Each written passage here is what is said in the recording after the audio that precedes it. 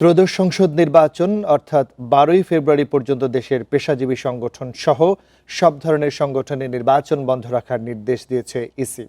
জাতীয় নির্বাচনের সময় স্থানীয় বা পেশাজীবী সংগঠনের নির্বাচনকে কেন্দ্র করে বিশৃঙ্খলা, সংঘাত বা অনাকাঙ্ক্ষিত প্রভাব এড়াতে এমন সতর্কতামূলক সিদ্ধান্ত জানিয়েছে কমিশন। সোমবার নির্বাচন কমিশন সচিবালয়ের এক চিঠিতে এই তথ্য জানা গেছে। এতে বলা হয়েছে, আগামী 12ই ফেব্রুয়ারি 2026 তারিখ ত্রয়োদশ জাতীয় সংসদ নির্বাচন ও গণভোট অনুষ্ঠিত হবে। প্রাণ সসের মাখামাখি টেস্ট বার্গারকে করে তোলে আরো ইয়ামি, আরো জোস। প্রাণ সস, সসের বস।